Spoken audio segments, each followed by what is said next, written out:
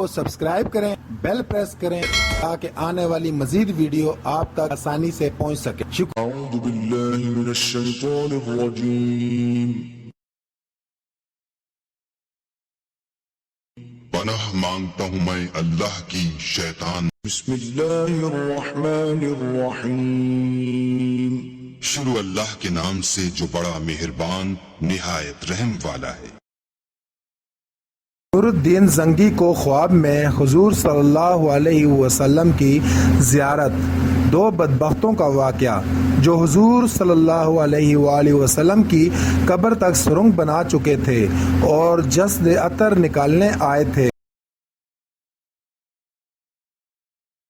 سلطان نور الدین عشاء کی نماز پڑھ کر سوئے کہ اچانک اٹھ بیٹھے اور نم آنکھوں سے فرمایا، میرے ہوتے ہوئے میرے آقا میرے نبی صلی اللہ علیہ وسلم کو کون ستا رہا ہے؟ آپ اس خواب کے بارے میں سوچ رہے تھے جو 3 دن سے مسلسل انہیں آ رہا تھا اور آج پھر چند لمحوں پہلے انہیں آیا، جس میں سرکار دو عالم نے 2 افراد کی طرف اشارہ کر کے فرمایا کہ یہ مجھے ستا رہے ہیں۔ اب سلطان کو قرار کہاں تھا؟ انہوں نے چند ساتھی اور سپاہی لے کر دمشق سے مدینہ جانے کا ارادہ فرمایا۔ اس وقت دمشق کا راستہ 20 سے 25 دن کا تھا، مگر آپ نے بغیر آرام کیے ہی راستہ 16 دن میں طے کیا۔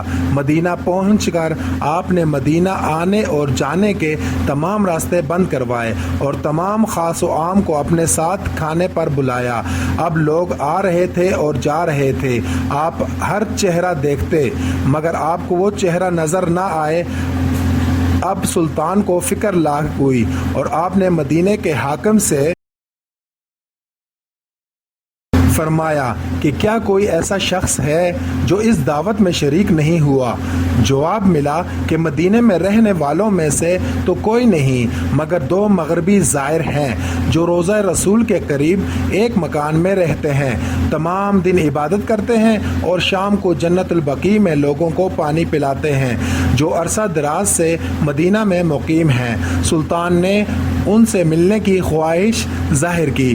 دونوں زائر بظاہر بہت عبادت گزار لگتے تھے، ان کے گھر میں تھا ہی کیا، ایک چٹائی اور 2-4 ضرورت کی اشیاء کہ یکدم سلطان کو چٹائی کے نیچے کا فرش لرزتا محسوس ہوا۔ آپ نے چٹائی ہٹا کر دیکھا تو وہاں ایک سرنگ تھی۔ آپ نے اپنے سپاہی کو سرنگ میں اترنے کا حکم دیا۔ وہ سرنگ میں داخل ہوئے اور واپس آ کر بتایا کہ یہ سرنگ نبی پاک صلی اللہ علیہ وآلہ وسلم کی قبر مبارک کی طرف جاتی ہے۔ یہ سن کر سلطان کے چہرے پر غیظ و غضب کی کیفیت طاری ہو گئی۔ آپ نے دونوں زائرین سے پوچھا کہ سچ بتاؤ تم کون ہو؟ حیل و حجت کے بعد انہوں نے بتایا کہ وہ نصرانی ہیں اور اپنی قوم کی طرف سے تمہارے پیغمبر کے جسم میں اقدس کو چوری کرنے پر مأمور کیے گئے ہیں۔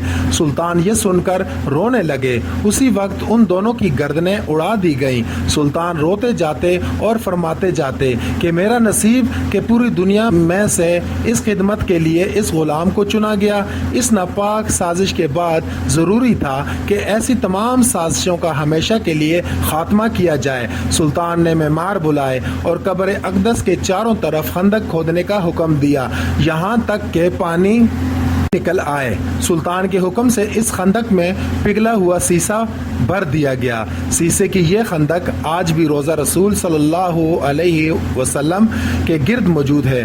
کہا جاتا ہے کہ سلطان خود اس سرنگ میں گیا اور دوسرے کنارے پر پہنچا تو دیکھا کہ سرنگ حضور کی آرام گاہ تک پہنچ گئی تھی اور آپ کا قدم مبارک کھل گیا تھا۔